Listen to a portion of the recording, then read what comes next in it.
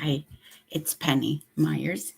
I want to talk a little bit today about the medical profession, the medical system, our health system, our hospitals, and where are they when survivors of suicide loss are grieving, in pain, hurt. You go to your doctor, first thing they want to do is give you medication. In my experience, I was talking to my doctor. Yes, I was emotional. Yes, I was in tears. Yes, uncontrollable at times. The first thing my doctor wanted to give me was medication. I tried to explain to him, I don't want to be on medication. I tried to explain to him, I want to feel my emotions, but I want to know how long this is going to be. How long is it going to last? I wanted to be able to tell him my pain. I wanted him to understand. I couldn't think. The more I explained to him where I was and what was happening to my internal organs, my emotions, my physical thoughts and actions, lack of actions, he said, medication will help you. As time went on, I had a neighbor that started to bully and harass me and my husband at the time. And it was shortly after our son died by suicide. And this neighbor harassed, bullied, taunted, aggravated us. And it got to the point where one day I was sitting at my computer and I was getting some documents ready to send to the lawyers because he was suing us. And I stopped everything. I was like sobbing. I stopped everything I was doing. And I saw myself step out of my body. And I walked into my kitchen in my house and I took a knife and I saw myself. I was over here, out of body experience, looking down at me as I stabbed myself. And the pain that I had at the time of the lawyers, the papers, and the neighbor haunting me, I wanted the pain to go away. And as I physically hurt myself, and I'm outside my body watching it, I could not make the pain go away. Physically hurting myself did not make the pain go away. I knew there was something wrong with me. I knew I was stressed beyond helping myself. So I wanted to reach out to professionals, but I had to be careful. I had to be careful because of all the work I was doing in the public with advocacy work, setting up walks, having workshops, medical profession. They would invite me to their meetings to have a voice at the table for survivors of suicide loss. So when I called around looking for help for me, because I knew I would be capable of taking my life if I didn't eliminate the pain immediately. So I called the professionals that I knew and I had worked with, Canadian Mental Health, some of the CEOs, the directors. And I called 5 people and I said I needed immediate help for a friend. I didn't trust to say for me because then I would lose their trust. And I got some names And I had to contact many psychiatrists, psychologists, counselors, and therapists. Nobody got back to me. I contacted 5 or 6, and nobody returned their calls. Now, these were people that were referred to me for a friend that was in immediate need of help. Yeah, immediate need of help. And nobody called me back. So this one person, she had an organization, and she gave me a psychotherapist phone number. And I called him and left a message because he didn't pick up. And I said, I am in need of some help for somebody that um, needs some assistance having thoughts of suicide. And I got a call back. And the psychotherapist was a male. And he said, I am so booked up. I'm booked up about 8 months to a year. And he said, it just happens I had a cancellation. So I'm able to take you if you would like to start next week. I had to explain to him this was for me personally, and this is what was happening to me. I had had a thought, an out-of-body experience, and I was going to hurt myself. And so he said, I can take you next week because of my cancellation. And I attended. I drove about 35, 40 minutes away twice a week for 7 weeks. And he performed an operation or something called EDR, tapping on my knee. It was unbelievable. He was unbelievable. I was very honest and open, and I was afraid to tell him and be honest and open, and I was. And it was effective.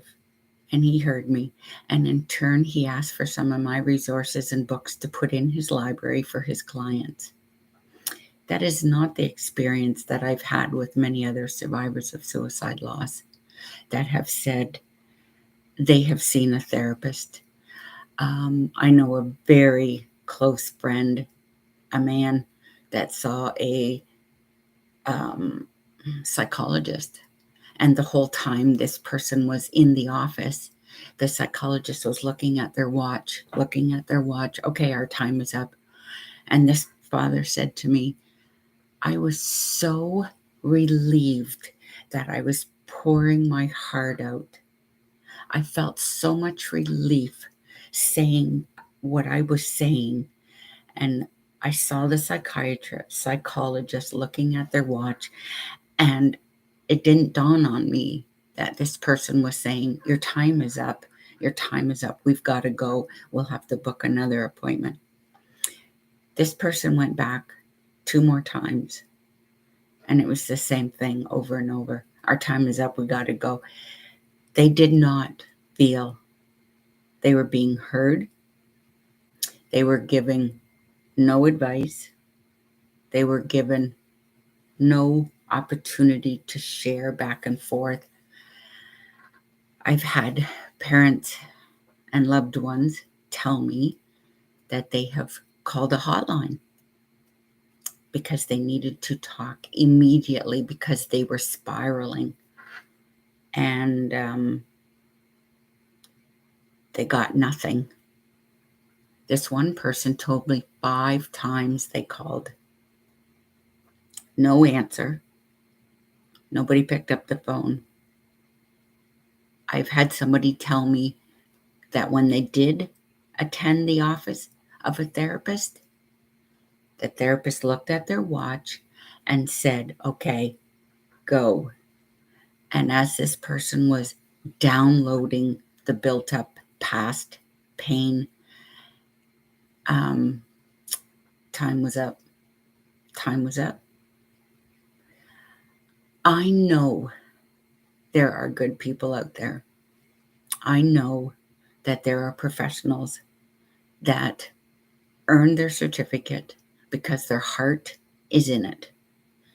I also know the humanness that needs to be there in practice when survivors of suicide loss are talking about their loss.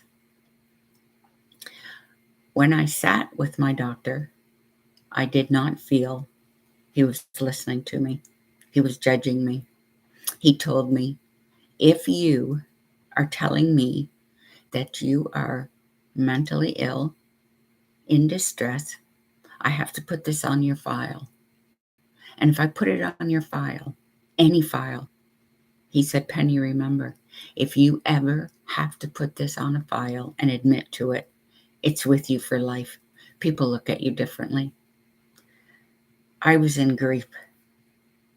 I was not mentally ill. I was in grief. I was grieving. I was in distress. My body was exhausted from hurting. I didn't have a mental illness. There's a difference between a mental illness and grieving. There's a difference between medication for somebody that's grieving and somebody that is depressed. Also, if somebody has a mental illness, it's totally different diagnosis. When you lose somebody to suicide, it rips your heart apart. Your brain can't function because it can't make sense of what has just happened. That doesn't mean we need medication. It doesn't mean we should be judged. It means we need support. We need to be heard. We need to be able to talk about our pain, what is happening to us now and as we go along. And we need to know that when this happens, we won't be judged. I also know if somebody was taken to the emerge with thoughts of suicide, I knew what happened to them. They would not get looked at immediately. And I know for a fact people have told me they were put in a padded room. They were put in a room locked to be safe from harming themselves before somebody came and looked in on them. I know this isn't happening to everybody, but it's happening to too many people. What is wrong with our medical system? What is wrong with the training and the schooling, the programming, the content? What is it? I want to tell you what I think it is. It's fear. F-E-A-R. It's fear of liability, to be responsible, to be sued, to be held accountable, to be told you should have done it differently. And honestly, just to listen to what is happening to that person should not make a person, a professional, feel they're accountable. There's so much more to say about this, and we will get back to this again. This is just the beginning of what is happening to our medical field, our medical system, our professionals, and those that are grieving the loss of a loved one to suicide. I would like to hear your thoughts, your comments, your experiences if you want to share, because it's got to change. It really does. I believe the schooling has to change. They need a better program. They need to include real life experiences. Not every person grieving the loss of a suicide loved one is the same. You can't apply a rule to every person. Okay, more on this later. This is just the beginning. Thank you very much. Bye. Don't forget to like, comment, and share and subscribe.